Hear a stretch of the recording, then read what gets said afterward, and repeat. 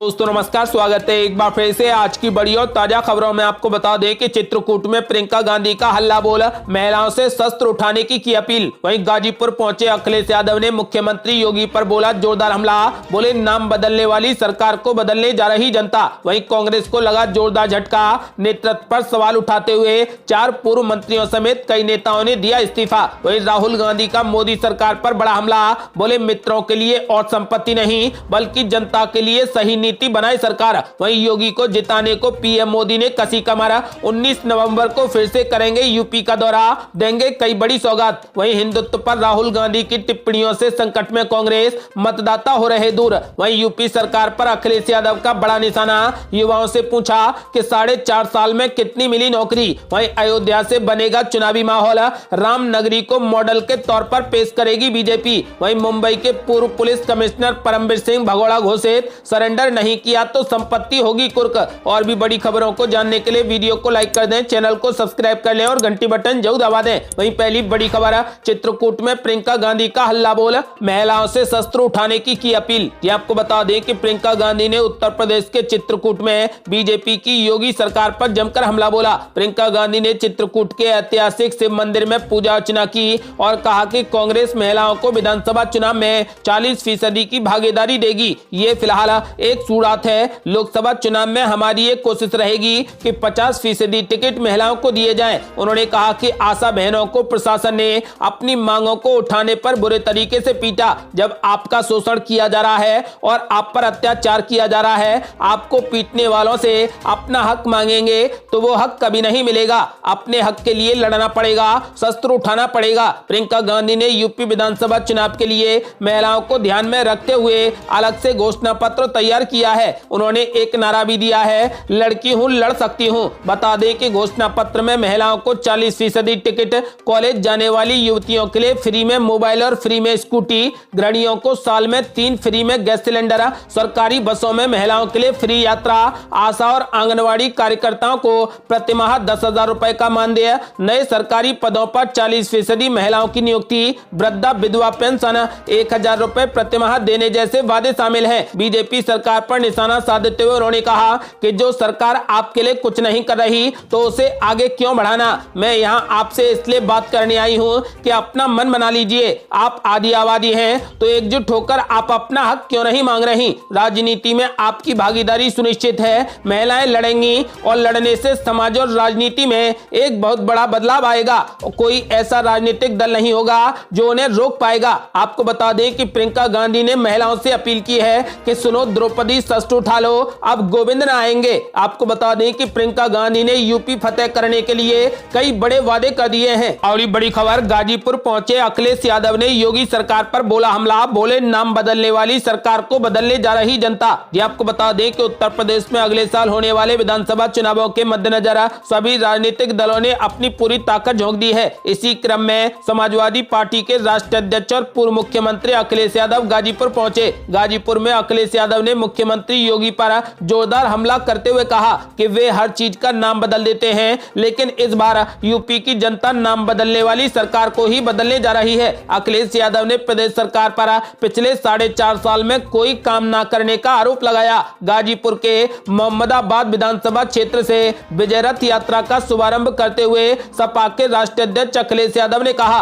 कि भाजपा ने आज एक भी काम नहीं किया है, ये शिलान्यास का शिलान्यास कर रहे हैं। भाजपा सरकार ने जनता को धोखा दिया है, ये नाम बदलने वाली सरकार है, जनता अब इसे बदलने जा रही है। उन्होंने एक्सप्रेसवे के बिहार ले जाने, सस्ती बिजली और रोजगार देने का जनता से वादा किया। इस मौके पर पूर्व मंत्री ओम प्रकाश राजभर ने जब तक भाजपा की विदाई नहीं तब तक ढिलाई नहीं का नारा दिया। उन्होंने कहा कि जनता अब भाजपा सरकार से उब चुकी है। इस विधानसभा चुनाव में सभी वर्ग मिलकर भाजपा को सत्ता से उतार देंगे। इस मौके पर रथ पर अखिलेश यादव के साथ पार्टी के कई बड़े चेहरे भी मौजूद रहे। और बड़ी खबर, कांग्रेस को लगा जोरदार झटका, नेतृत्व पर सवाल उठाते हुए 4 पूर्व मंत्रियों समेत कई नेताओं ने दिया इस्तीफा। ये आपको बता दें कि जम्मू कश्मीर में कांग्रेस पार्टी को बड़ा झटका लगा है। पार्टी के 7 नेताओं ने एक साथ अपने पद से इस्तीफा दे दिया है। आपको बता दें कि माना जा रहा है कि ये सभी नेता गुलाम नबी आजाद गुट के हैं और नेतृत्व बदलने को लेकर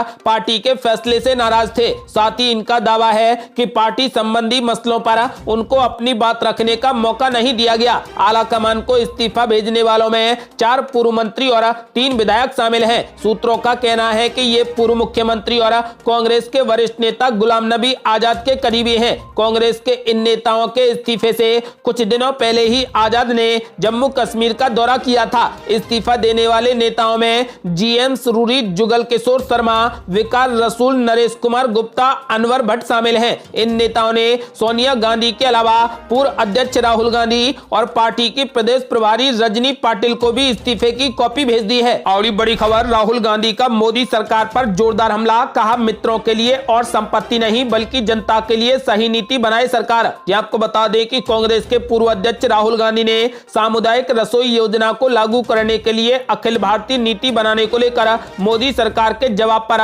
सुप्रीम कोर्ट की ओर से अप्रसन्नता जताए जाने के बाद कहा कि सरकार को अपने मित्रों के लिए और संपत्ति नहीं बल्कि जनता के लिए सही नीति बनानी चाहिए। उन्होंने न्यायालय की टिप्पणी से जुड़ी खबर का हवाला देते हुए कहा कि मित्रों के लिए और संपत्ति नहीं बल्कि जनता के लिए सही नीति बनाओ। आपको बता दें कि सुप्रीम कोर्ट ने सामुदायिक रसोई योजना को लागू करने के लिए अखिल भारतीय नीति बनाने को लेकर केंद्र सरकार के जवाब पर गहरी अप्रसन्नता जताई थी। उच्चतम न्यायालय ने कहा कि कल्याणकारी सरकार की पहली जिम्मेदारी भूख से मरने वाले लोगों को भोजन उपलब्ध कराना है। ये टिप्पणी करते हुए उच्चतम न्यायालय ने राज्य सरकारों के साथ बैठक करने के लिए मोदी सरकार को 3 सप्ताह का समय दिया है। और बड़ी खबर, हिंदुत्व पर राहुल गांधी की टिप्पणियों से संकट में कांग्रेस, मतदाता हो रहे दूर। ये आपको बता दें कि कांग्रेस के राष्ट्रीय प्रवक्ता मनीष तिवारी ने हाल ही में हिंदू बनाम हिंदुत्व की बहस पर सिलसिलेवार ट्वीट किए। इस दौरान उन्होंने स्पष्ट किया है कि कांग्रेस को अपने मूल विचार के साथ खड़े रहना चाहिए। हालांकि इन ट्वीट्स में राहुल गांधी का नाम नहीं लिया गया और न ही उनकी ओर कोई इशारा किया गया, लेकिन उनकी कई बातों में पार्टी के पूर्व अध्यक्ष के साथ असहमति झलक रही थी। तिवारी ने हिंदू धर्म के इर्द गिर्द होने वाली बहस पर ट्वीट में पूछा, मैं इस हिंदू धर्म और कांग्रेस में हिंदुत्व की बहस से भ्रमित हूं। अगर मैं अपनी राजनीति को हिंदू धर्म या फिर हिंदुत्व पर आधारित करना चाहता हूं तो मुझे हिंदू महासभा में होना चाहिए। अगर मैं इसे इस्लाम पर आधारित करना चाहता हूं तो मुझे जमाते इस्लामी में होना चाहिए, फिर मुझे कांग्रेस में क्यों होना चाहिए। कांग्रेस नेता ने राशिद अल्वी, सलमान खुर्शीद और मणिशंकर अय्यर की ओर इशारा करते हुए पूछा कि समय हमेशा गलत क्यों होता है। ये लोग जिन्हें चुनाव नहीं लड़ना है वे हमें चुनाव से पहले मुश्किल में क्यों डाल देते हैं। नेता ने आगे कहा कि राहुल गांधी को लंदन में बैठकर भी बहस क्यों छेड़नी पड़ी। इसने भाजपा को मौका दे दिया। टीएमसी और सपा जैसे अन्य दलों को देखें, वे इससे दूर रहते हैं। आपको बता दें कि फिलहाल राहुल गांधी के बयानों से मतदाता काफी दूर होते जा रहे हैं। और बड़ी खबर, यूपी सरकार पर अखिलेश यादव ने बोला जबरदस्त हमला। युवाओं से पूछा कि 4.5 साल में कितनी मिली नौकरी। ये आपको बता दें कि समाजवादी पार्टी के राष्ट्रीय अध्यक्ष अखिलेश यादव ने उत्तर प्रदेश में अमन चैन के लिए 2022 के विधानसभा चुनाव में सत्ता परिवर्तन का दावा करते हुए कहा कि आगामी चुनाव में पूरे राज्य में भारतीय जनता पार्टी का सफाया हो जाएगा। अखिलेश यादव ने एक बार फिर से कहा कि एक्सप्रेसवे सपा सरकार की देन है, लेकिन मौजूदा सरकार में एक्सप्रेसवे का विकास आधा अधूरा रहा है। उन्होंने दावा किया है कि पूर्ववर्ती सपा सरकार ने मंडी सहित तमाम सरकारी सुविधाओं का ढांचा तैयार किया था जिसे पूरा नहीं किया जा सका। उन्होंने गाजीपुर में अपने संबोधन में कहा कि आने वाले समय में जो बदलाव की लहर दिख रही है और गाजीपुर सीमा से लेकर पूरे उत्तर प्रदेश में भाजपा का सफाया हो जाएगा। राज्य में अमन चैन के लिए अगले साल होने वाले चुनाव में बदलाव होकर रहेगा। आपको बता दें कि गौरतलब है कि प्रधानमंत्री नरेंद्र मोदी ने मंगलवार को लखनऊ से गाजीपुर को जोड़ने वाले 341 किलोमीटर लंबे पूर्वांचल एक्सप्रेसवे का उद्घाटन किया है। अखिलेश यादव ने कहा कि योगी सरकार में जो हो रहा है वो किसी से भी छिपा नहीं है। डीजल पेट्रोल महंगा हो गया। ये वही लोग हैं जिन्होंने कहा था कि हवाई चप्पल में चलने वाले किसान को हवाई जहाज में बिठाएंगे। जिस तरीके से पेट्रोल डीजल महंगा है, गरीब किसान की गाड़ी नहीं चल पा रही, खाद की चोरी हो रही है, प्रदेश में बुल और बुलडोजर चल रहा है और इसका सफाया करना है। उन्होंने कहा कि बेरोजगार नौजवानों के लिए नौकरी रोजगार नहीं है। आपको बता दें कि नौजवानों का बदलाव लाना है। जब हर वर्ग के लोग बदलाव लाने के लिए तैयार हैं तो बदलाव होकर रहेगा और भारतीय जनता पार्टी का पूरे तरीके से सफाया होगा। और ये बड़ी खबर, मुंबई के पूर्व पुलिस कमिश्नर परमवीर सिंह भगोड़ा घोषित, सरेंडर नहीं किया तो संपत्ति होगी कुर्क। जी आपको बता दें कि मुंबई के पूर्व पुलिस कमिश्नर परमवीर सिंह को भगोड़ा घोषित कर दिया गया है। लगातार समन जारी होने के बाद भी सामने न आने के चलते मुंबई की अदालत ने परमवीर सिंह को आधिकारिक रूप से भगोड़ा घोषित कर दिया। परमवीर के आरोपों पर ही महाराष्ट्र के गृह मंत्री के खिलाफ सीबीआई जांच शुरू की गई थी। आपको बता दें कि अदालत का यह फैसला मुंबई पुलिस द्वारा दायर एक आवेदन के बाद सामने आया है, जिसमें सिंह को भगोड़ा घोषित करने की मांग की गई थी, जो कि कई महीनों से लापता है। मुंबई की अपराध शाखा ने इससे पहले पूर्व पुलिस आयुक्त सिंह को उपनगर गोरेगांव में एक पुलिस थाने में उनके एवं अन्य के खिलाफ दर्ज वसूली के मामले में भगोड़ा आरोपी घोषित करने की प्रक्रिया शुरू की थी। अगर परमवीर सिंह 30 दिनों के भीतर सामने नहीं आते हैं तो मुंबई पुलिस उनकी संपत्तियों को कुर्क करने की प्रक्रिया शुरू कर देगी। और बड़ी खबर, अयोध्या से बनेगा चुनावी माहौल, राम नगरी को मॉडल के तौर पर पेश करेगी भाजपा। जी आपको बता दें कि योगी आदित्यनाथ सरकार अगले साल फरवरी मार्च में उत्तर प्रदेश में होने वाले विधानसभा चुनावों की तैयारियों में जुटी है। भारतीय जनता पार्टी की प्राथमिकताओं की सूची में अयोध्या सबसे ऊपर होगी। दिसंबर में मुख्यमंत्री आदित्यनाथ कुछ परियोजनाओं को समर्पित करते हुए इस शहर में लंबित परियोजनाओं की आधारशिला रखेंगे। आपको बता दें कि अयोध्या प्रशासन के अनुसार रानी ह्यूहांग ओके मेमोरियल पार्क और राम कथा पार्क में एक डिजिटल संग्रहालय लगभग पूरा हो गया है। अयोध्या का रेलवे स्टेशन भी पूरे तरीके से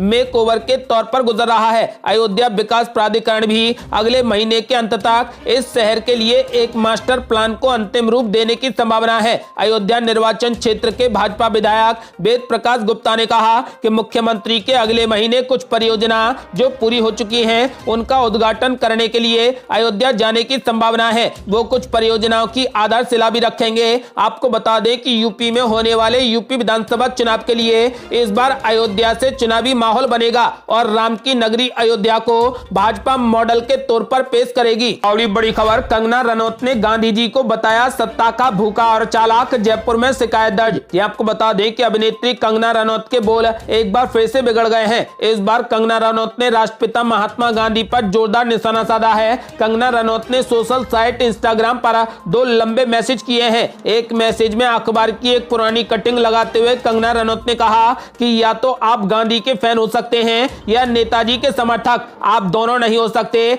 चुने और फैसला करें। कंगना रनौत ने इंस्टाग्राम स्टोरी में जो संदेश लिखा है उसमें बापू को सत्ता का भूखा और चालाक बताने तक की हिमाकत कर दी गई है। आपको बता दें कि इससे पहले कंगना रनौत ने भारत को मिली आजादी को भीख कहा था। अब कंगना रनौत के खिलाफ राजस्थान की राजधानी जयपुर में कांग्रेस नेता ने शिकायत दर्ज करा दी है। और बड़ी खबर, योगी आदित्यनाथ को जिताने को पीएम मोदी ने कसली कमर, 19 नवंबर को फिर से करेंगे यूपी का दौरा, देंगे कई सौगात। ये आपको बता दें कि प्रधानमंत्री नरेंद्र मोदी 19 नवंबर को एक बार फिर उत्तर प्रदेश का दौरा करेंगे। इस दौरान पीएम मोदी 6250 करोड़ रुपए से अधिक की कई विकास परियोजनाओं का शुभारंभ करेंगे। प्रधानमंत्री कार्यालय से मिली जानकारी के मुताबिक अपने इस दौरे में पीएम नरेंद्र मोदी पानी की कमी की समस्या को दूर करने और किसानों को बहुत जरूरी राहत देने के लिए महुआ में परियोजनाओं का उद्घाटन करेंगे। प्रधानमंत्री 19 नवंबर को ही 600 मेगावाट के ultra mega solar power park की आधारशिला रखेंगे और झांसी में अटल एकता पार्क का भी उद्घाटन करेंगे।